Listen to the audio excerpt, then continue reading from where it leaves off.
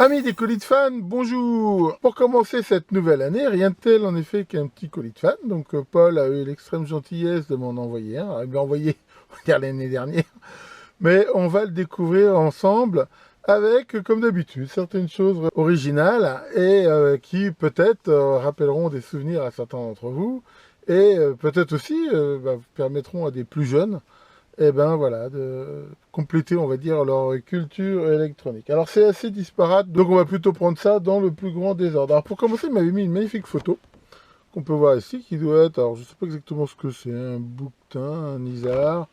Il dit qu'il a pris ça en 2011. Alors ça n'a pas tellement de rapport avec l'électronique, mais il faut reconnaître que la photo est magnifique. Tiens, pour commencer, ça. Alors ça, c'est quoi? C'est une minuterie.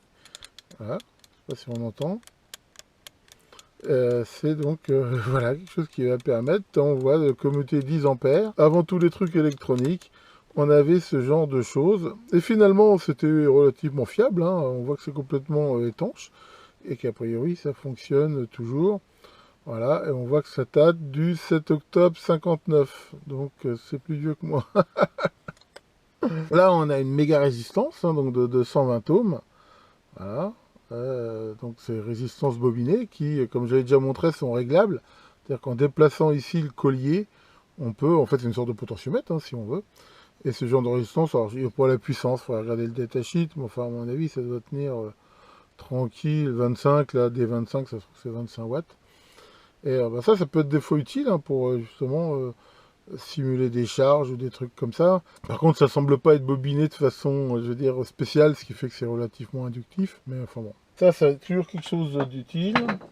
On a des PCB qui sont manifestement récupérés de vieux lecteurs de disquettes. J'en ai aussi récupéré plein. Et qui ont des moteurs d'entraînement. Donc là, on voit deux sortes. Là, des systèmes où il y a quand même, là, on peut voir une carcasse métallique. Et après, il y a un pilotage de ces bobines voilà, dans le bon ordre et à la bonne fréquence de façon à réguler la vitesse. Et il y a aussi eu ces systèmes là où ils sont carrément là des bobines sur lesquelles il n'y a aucun offert. On peut voir ici des capteurs magnétiques qui permettent justement de mesurer la vitesse de rotation et de commander les bobines en fonction. Alors ça, on peut les récupérer. Alors, moi, j'ai fait des petits générateurs avec ça. Hein, à la limite, on peut récupérer là, les bobines. Elles sont assez faciles à décoller. Et avec des aimants comme ceux que je vous ai montrés là, en récupérant les disques durs, on peut faire des petits générateurs. Bon, ça ne sortira pas des mégawatts, mais c'est quand même éventuellement assez facile à faire. Alors là, pareil, là, on a un bon vieux switch des familles. Voilà, qui tient.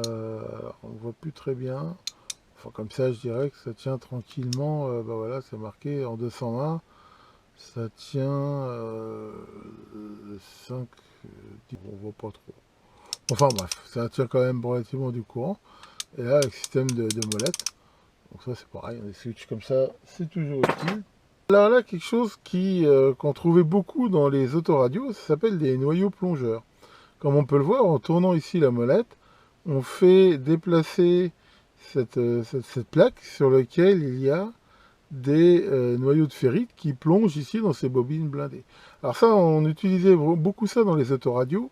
Pourquoi? Pour plusieurs raisons. La première, c'est que par rapport à des condensateurs variables, pour avoir je veux dire, la même dynamique, ça prenait beaucoup moins de place.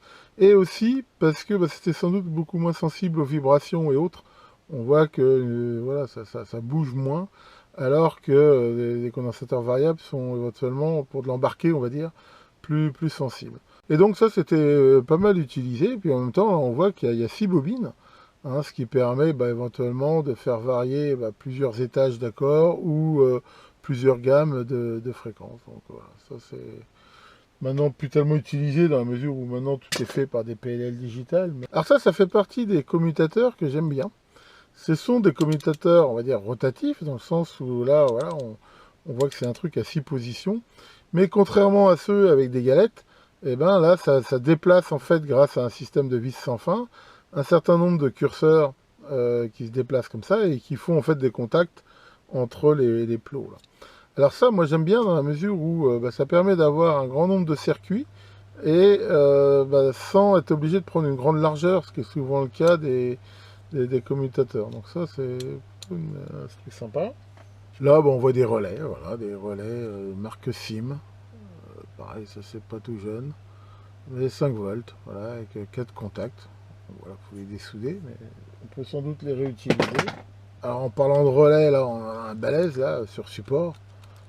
Ça c'est pareil, hein, pendant longtemps ça a été un petit peu le standard. C'était l'avantage de que ça soit sur support, c'est que c'était facile à changer. D'ailleurs là on ne le voit pas, mais souvent il y avait aussi système de bride métallique qui venait se mettre ici là dans les trous, qui permettait de les maintenir en place. Et en même temps, le fait qu'il soit transparent était aussi pas mal dans la mesure où on pouvait éventuellement assez facilement inspecter les contacts visuellement. Et voilà, là on voit que c'est un relais 12 volts. Ça c'est pareil, si un jour j'ai besoin de commuter des forts courants, parce que manifestement avoir les contacts, ça commute des ampères quand même. Ça c'est vraiment sympa. Alors là pareil, on a une sorte de résistance réglable, mais alors c'est pas une résistance bobinée, on voit que c'est un curseur qui frotte là sur ce truc en graphite. J'avais jamais vu des comme ça. À mon avis, ça aurait plutôt une forte valeur. Et voilà, on voit ici là, ce système aussi de vis sans fin. Là, un bon vieux transfo d'isolement. C'est pareil, ça c'est sans doute pas jeune à voir la gueule que ça a. Et alors il y a marqué rapport 1-1. Donc voilà, c'est sans doute un transformateur d'isolement. Alors par contre, à quelle fréquence il fonctionne et sous quelle tension, il n'y a rien indiqué. Donc là, il faudrait faire des mesures. Ça, on voit que c'est tout neuf, hein, c'est des condensateurs de 2,2 micros. Enfin, c'est des condensateurs non polarisés, hein, c'est des fameux MLCC, un multilayer céramique capacitor. Et ça, voilà, c'est des condensateurs CNS, donc ça, c'est bien sûr utilisable dans plein de circuits. Alors, pareil, là, pour les nostalgiques de la grosse électricité, j'ai connu ça dans le temps, hein. C'est ce qu'on avait dans les maisons ou dans les trucs. On voit que c'était déjà fait par Legrand, hein, donc c'est vraiment une pièce de collection. Là, ça tenait 500 volts et c'est des cartouches fusibles qu'on pouvait, hein, là, ça se dévisse en fait, et on pouvait là changer ces cartouches. Et d'ailleurs, on voit qu'il y a un petit trou qui permet de voir le fil si le truc est foutu ou pas. Et voilà. C'était vraiment les bons vieux fusibles. Sachant que dans ces trucs-là, souvent, quand ça pétait, qu'on n'avait pas de rechange, là j'ai un peu tout vu. J'ai vu des trombones, des bouts de ferraille, des bouts de papier d'alu. Enfin, bon. Là, c'était un petit peu des fois la foire à la débrouille. Là, on voit un certain nombre de condensateurs, voilà, très anciens, là, 2 microfarads, 10%, 250 volts. En boîtier comme ça, blindé, donc ça c'est plutôt pas mal. Ça c'est les fameux condensateurs dits goudron, je crois. Bon, ça vraiment c'est des vestiges, hein, je sais même pas si c'est encore bon. C'est vraiment des condensateurs, on va dire, qu'on trouvait dans les vieux postes de radio, les trucs comme ça. Là on en a d'autres, hein, qui sont des condensateurs aussi chimiques. Un certain double, hein, ça se faisait beaucoup dans certains postes. Là on voit 50 plus 50 microfarads. Alors ça, en fait, quand ils sont vieux comme ça, souvent ils sont secs. Alors on peut les relancer, mais il faut les mettre sous tension progressivement. Maintenant, ce qu'on fait beaucoup, hein, d'ailleurs JP en a parlé, c'est que si on veut garder leur look, eh ben voilà, on les dessertit gentiment, on les ouvre, on enlève tout ce qu'il y a dedans et on met des condensateurs plus modernes qui souvent tiennent parce qu'ils sont plus petits. Et ça permet quand même de les remonter à leur place, de garder en fait le boîtier, les connexions. Alors celui-là, il est marrant, j'avais jamais vu un condensateur comme ça. Donc on voit c'est un 250 volts non polarisé, hein, de 0,5 micro, là voilà, il y a marqué, c'était mesuré avec précision à 0,496, ce qui est pas si mal. Et là, alors, ce qui est intéressant, c'est qu'on voit qu'il y a plusieurs connexions qui prennent, hein, ces trucs-là, en fait c'est du papier, un peu du papier d'aluminium isolé, qui est enroulé, et derrière moulé dans de la résine. Et ça, bon, bien sûr, c'est pas un modèle miniature, mais ouais, il y a des grandes chances qu'il fonctionne encore. Tiens, en parlant de relais, alors là, il y a différents modèles qui sont assez intéressants. On peut voir ce genre de relais, alors ça c'est plutôt du truc militaire, hein, ouais, Thomson CSF. C'est des relais qui sont de très bonne qualité, on voit qu'ils sont dans des boîtiers complètement blindés, hein, très solides. Les connexions sont sur des perles de verre, hein, ce qui permet aussi de les protéger de l'humidité, de la poussière et tout ça. Et généralement, voilà, c'était en plus maintenu soudé comme ça. Ça, on trouvait ça dans les trucs d'aviation, des trucs militaires. C'est des très bons matériels, hein, c'est très costaud. Là, on a par contre ce qu'on appelle des relais RID. Hein, donc là, on voit c'est des bobines et à l'intérieur, hein, ces ampoules RID. Hein, là, ces petites ampoules de RID. Alors, on appelle ça aussi ILS, un interrupteur à lame souple. Et en anglais, ils appellent ça RID. Hein, pourquoi? Parce que ces petits tubes en verre avec des lames, ça a la forme d'un roseau. Hein, RID, ça veut dire roseau en anglais. Et là, on en voit un double. C'est-à-dire, on voit que la bobine à l'intérieur, il y a deux relais. Donc, ça permet d'avoir deux contacts. Et donc, ça, c'est des petits relais. Alors, c'est pas fait pour passer beaucoup de courant, mais pour commuter du signal. C'est comme ça. Donc, c'est pareil, il faudrait tester, mais il y a des chances qu'il fonctionne encore. Alors, ça, rien à voir. D'après ce que je peux voir, c'est des charbons. Hein, pour les moteurs qui ne sont pas brushless, justement, c'est les fameuses broches. Et là, bon, on voit différentes sortes de charbon. Donc là, avec un système où les charbons sont des deux côtés. Là, on en a un balèze. Voilà, hein, avec toujours, on peut voir là ce système de ressort qui permet de les garder en appui et de compenser l'usure. Et là, on en a, alors c'est vraiment des balaises, hein, j'en ai rarement vu des si gros, ça peut être pour un sacré moteur. Alors, ils sont là, on peut voir qu'ils sont tout neufs, hein, ils ne sont pas usés. D'ailleurs, souvent, quand on les change, il faut les rôder un petit peu pour que justement ils prennent un petit peu la courbure du rotor. Et voilà, ça devait être un moteur, ça devait consommer des ampères. Hein, ça, c'est ces fameux charbons. Alors, pour info, d'ailleurs, ça peut se retailler, hein, je vous en avais déjà parlé. Quand on les change, si on ne trouve pas exactement les bonnes tailles, ben ça se gratte assez facilement avec un cutter ou un truc comme ça. Par exemple, ceux-là, il y a peu de chances que je réutilise ce truc-là, mais en les sortant, ça se trouve, j'arriverai peut-être à les réutiliser dans d'autres moteurs. Alors là, on passe du coq à l'âne. Hein. D'ailleurs, pour une poudre, ça doit faire assez mal au cul. Alors ça, c'est quoi? Ben ça rappellera aussi sans doute des choses à certains. C'est les fameuses boules qu'on trouvait dans les premières souris. Je rappelle que les premières souris, elles n'étaient pas optiques et qu'il y avait ces boules qui entraînaient deux petits galets qui entraînaient souvent des disques avec des trous et puis des codeurs optiques qui permettaient de faire ça. Et là, voilà, donc ça roulait. Alors c'était, en fait, on peut le voir, il y en a une ici qui est, on va dire, déshabillée. Hein, c'est des débits en métal qui permettaient d'avoir justement un certain poids et enrobé de ce système en caoutchouc pour avoir de l'adhérence. Donc on a tous connu ces souris avec ces petits galets là qui s'encrassaient, qu'il fallait périodiquement ouvrir et gratter. Enfin bon, c'était assez galère en fait, hein, et c'était pas forcément précis. C'est vrai que maintenant toutes les souris optiques apportent quand même un sacré confort. Alors ça aussi c'est très original, c'est des résistances de très forte valeur. Là on voit une résistance d'un gigome. Et celle-là, on peut voir, voilà, Megistorm. Là, on voit 1 puissance 10 ohms. C'est vraiment une résistance de très forte valeur. On voit, elle est ici dans ce tube en verre qui permet justement aussi d'éliminer les moindres fuites. Je dirais même souvent, sans ça, il faut bien les nettoyer quand on les met parce que voilà, je veux dire, la moindre fuite due à l'humidité et autres, à la limite, ça peut, par rapport à une résistance si haute, prendre de l'importance. Et ça, après, bon, faut en avoir bien sûr l'usage, mais voilà, c'est assez rare. En fait, il n'y en avait pas, c'est plutôt bien. Là, on trouve aussi des connecteurs. Ce sont probablement des connecteurs de très bonne qualité. Voilà, j'en avais jamais trop vu des comme ça. Donc là, c'est des connecteurs un petit peu genre Lemo, en fait. Alors, je sais pas si c'est de marque Lemo, il n'y a pas de marque marquée dessus. Et voilà, on voit que c'est des trucs à 5 contacts et qui permettent de se mettre comme ça et de se verrouiller, toc. Et derrière, ça fait des super contacts. Alors, ce que je trouve bizarre, c'est là pour les souder, j'ai pas trop vu comment ça s'ouvrait. Il doit y avoir une astuce. Bon, enfin, voilà. Donc là, il y a un connecteur mâle et 5 connecteurs femelles à monter sur le châssis. Donc, je sais pas. Peut-être qu'un jour, je trouverai une utilisation à ces trucs-là.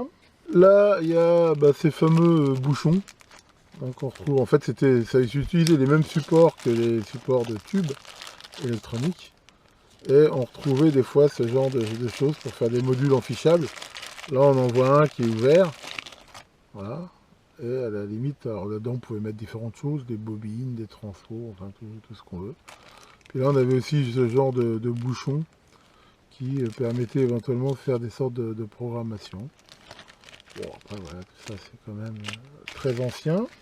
Allez, toujours dans les relais, il y a pas mal de relais. Alors ça, c'est intéressant, c'est aussi, on voit Mercury Wetted Contact. Donc en fait, c'est des contacts avec ce qu'on appelle des contacts mouillés au mercure, qui permettent d'avoir une commutation très franche, sans rebond, sans rien, et généralement aussi de limiter l'étincelage. Alors là, il faut faire attention, on va marquer up. Souvent, ces relais nécessitent d'être montés dans une certaine position, ce qui est le cas ici. Et voilà, c'est-à-dire qu'il faut le monter up, voilà, vers le haut. Et ça, je ne sais pas s'il fonctionne encore, il faudrait que je le teste, mais c'est des très très bons relais qui font vraiment des contacts de qualité. Alors voilà un VFD, Vacuum Fluorescent Display. Alors dans les technologies d'affichage, je vous en ai déjà parlé, il y en avait plusieurs, il y avait les Nixie, les LED, les projections, enfin il y a plein de sortes. Et ça aussi, qui est peut-être un peu moins utilisé que ça a été, parce que c'est un peu remplacé par les OLED, des trucs comme ça, mais ça a été quand même énormément utilisé, surtout dans les magnétoscopes. Et là, on voit que c'était manifestement une horloge. Et ce genre de circuit, donc d'affichage, là, ça nécessite un pilotage avec des tensions relativement basses. Mais on peut voir que voilà, il y a toujours un ou deux filaments, on voit ici, qui sont, je veux dire, alimentés pour faire une source d'électrons, mais généralement pas assez pour qu'on les voit rougeoyer ou alors vraiment très très peu. Et derrière, là, on voit qu'il y a des sortes de petites pastilles qui sont recouvertes d'un système qui, quand ils sont bombardés d'électrons, émettent une lumière. Donc ça peut être de différentes couleurs, ça peut être vert, rouge. Il y avait des afficheurs comme ça, justement, avec plusieurs couleurs. On voyait ça sur les magnétoscopes. Et ça, c'était aussi, ma foi, assez sympa. Et ça fait des affichages qui sont très très lumineux. Et à la limite, à luminosité égale, beaucoup moins énergivore, on va dire, que des trucs à LED. Donc voilà. Alors là, manifestement, il devait y avoir des touches ici qui ont été dessoudées. Et alors ça se pilote avec des circuits un peu spécialisés. Bien que là, on voit qu'il y a encore le circuit intégré de pilotage. En fait, je n'avais pas vu, tiens, en dessous. Donc en fait, c'est probablement un module d'horloge. Voilà. Il faudrait remettre les contacts, si ça se trouve, il fonctionne encore. Alors tiens, ça, ça fait souvent, je vous en ai souvent montré. Là, on voit un 8751. Donc ça, c'est un microcontrôleur. Mais microcontrôleur avec, on va dire, une prom passable par ultraviolet. Donc ça, voilà, lors de la mise au point, à l'époque, c'était, pour mettre au point les microcontrôleurs, on avait ce genre de système qu'on pouvait effacer. Alors il coûtait très cher par rapport à ceux qui étaient après programmés en série par masque. Mais voilà, avant de programmer par masque, un masque ça coûtait très cher, il fallait être sûr de son coût. Donc ça c'est un 8751 et ça en fait c'est un 68705. Alors qu'on connaît plus à cause de tous les décodeurs pirates qui ont été faits avec, le fameux P3S. Mais en fait c'est la même puce à peu près les deux ici. C'est la même famille, on va dire, de microprocesseurs qui, en fait, à la base, c'est un cœur qui est assez proche de la famille 6800 de Motorola. Et là, pareil, c'est effaçable. Donc, je ne sais pas si j'en avais un programmeur de ce truc-là, je ne sais pas où il est. Et donc, ça, voilà, c'est le microcontrôleur. Alors ça, c'est pareil, ça rappellera sans doute des souvenirs à certains. C'était quelque chose d'assez sympa. C'est ce qu'on appelle un coprocesseur arithmétique. Sur toute la série des microprocesseurs, au début 8086, 8088, et après il y a eu les 186, 188, on pouvait adjoindre un coprocesseur. Alors c'est quelque chose qui était fait de façon très astucieuse. C'est qu'en fait, il y avait, on va dire quelque part, le jeu d'instructions pour faire des calculs en flottant, par exemple une multiplication ou une division sur des flottants. Et la façon dont c'est fait, je ne vais pas rentrer dans le détail, soit il n'y a pas de coprocesseur arithmétique et ça fait une sorte d'interruption logicielle et on met du code qui fait le calcul. Par contre, c'est pas tellement rapide parce que c'est un programme à exécuter. Soit automatiquement, quelque part, on détecte la présence de ce circuit qui, lui, de façon, on va dire, câblée, en hardware, va faire les calculs de façon bien plus rapide. Et on peut voir que là, voilà, c'est ce qu'on appelle un piggyback, c'est-à-dire que pour rajouter ce système, il suffisait d'enlever le microprocesseur original, de mettre cette carte à la place et de mettre ça dessus. Et automatiquement, sans qu'on ait généralement rien à faire au niveau software, on avait des calculs, surtout en virgule flottante, mais pas que, on avait des calculs beaucoup plus rapides, et voilà, ça allait beaucoup plus vite. Après, de toute façon, hein, dans les microprocesseurs de génération suivante, bah, ils ont intégré le coprocesseur arithmétique dedans. Donc voilà, enfin, c'est vraiment, on va dire, une autre époque. Mais à l'époque, ça coûtait relativement cher, hein, et c'était une option qu'on pouvait prendre. Mais sur certains programmes scientifiques, hein, moi je me rappelle en avoir utilisé, l'amélioration était quand même spectaculaire. Donc ça, c'est vraiment une pièce de collection, on va dire, ce truc-là. Vraiment sympa. Et ça se trouve, enfin, il y a même des chances qu'il marche toujours. Enfin, je sais pas ce qu'il faut pour le tester. Ces circuits, justement, là, on en voit un autre. Ils ont après changé de boîtier et ils sont passés sur ces trucs, là, ce qu'on appelle les chip carriers. Et puis après, bien sûr, il y a eu encore plus de miniaturisation. Alors justement, en parlant de miniaturisation, il m'a mis ce circuit-là, qui est là quelque chose de beaucoup plus moderne. Et justement, là, on voit maintenant ces boîtiers. Là, on voit qu'il y en a un qui s'est dessoudé. Ce qu'on appelle les BGA, les Ball Grill Array. Voilà, qui permettent des densités de contact, mais sont bien sûr un petit peu difficiles à mettre en place pour l'amateur. Je sais qu'il y en a qui le font, hein, mais évidemment, cette carte, en même temps, intéressante, parce que voilà, pour chaque circuit, là, je sais pas ce que c'était, était équipé de ce genre. J'en avais jamais vu de ça. C'est des, on va dire, c'est des radiateurs qui ont cette forme assez originale, voilà, qui viennent se mettre ici sur ce truc-là. Donc ça, alors qu'est-ce que c'était? Je sais pas, une carte, peut-être une carte graphique, une carte de calcul, une carte CPU, je sais pas exactement. Voilà, enfin, c'est quelque chose d'assez impressionnant. Là, il m'a mis justement cette puce hein, qui était ouverte. Justement, on voit à l'intérieur comment c'est fait. Et il m'avait mis pour microscope. C'est vrai qu'avec un microscope, on peut regarder ça. Maintenant, je vous renvoie sur la chaîne de 2sec Silicium si vous voulez voir plus de détails là-dessus. Là, on a là aussi des petits réseaux de résistance. Et là, ce qui doit être une résistance de précision. Ces vieux condensateurs aussi hein, qu'on trouvait avec des marquages comme ça, avec des points de couleur. Voilà, on voit 330 picots, 82 pif. Donc ça, c'est pareil, c'était vraiment dans les vieilles radios. Ici, on a un truc, alors j'en avais jamais vu de ça non plus. C'est les fameux potentiomètres 10 tours, avec généralement un système de contour, mais là, on voit hein, qui est assez original, ma foi, qui a ce système là qui est très précis de, on va dire un petit peu d'horloge, hein, quelque part. Enfin voilà, de contour. Alors c'est vrai que d'habitude, souvent, c'est une petite fenêtre avec une dégradation, et c'est vrai que celui-là est vraiment... j'en avais jamais vu. Il est tenu sur le côté, ce qui fait qu'il n'est pas forcément hyper pratique à manipuler à cause de ça, mais par contre, voilà, ça permet des réglages avec une grande précision. Donc ça, je m'en servirai certainement. Moi, je vous avais déjà montré là un petit générateur de courant où j'utilisais un de ces trucs-là, mais qui était un potentiomètre un peu sur le même principe, mais monobloc. Et pour finir ce long colis de fan, alors il y a ce système-là. Voilà, on voit que ça date de 66, qui est en fait une sorte de petit pense-bête qui rappelle les unités du grandeur du système international. Voilà, un petit peu schéma, enfin voilà, c'est un petit pense-bête. On va maintenant, même si ça a un peu évolué, dire les trucs de base n'ont pas changé. Et ça, alors ça m'a rappelé aussi des vieux souvenirs. C'était des publications de la radio technique. Qui étaient toujours un peu présentés comme ça. Alors j'en avais un certain nombre, je ne sais même pas où ils sont. Mais là, par exemple, voilà, on voit les Jotzener et leur application. Et voilà, l'avantage c'est que c'est en français déjà. Et c'est pareil, c'est pas jeune. Hein, bizarrement, j'ai pas réussi à trouver une indication de date dessus. Mais enfin, à mon avis, c'est un peu dans les années 60. D'ailleurs, quand on voit un petit peu le style de transistor, hein, le fameux AZ17, voilà, là on voit AC128. On peut déjà noter d'ailleurs que la majorité des transistors sont quand même des PNP.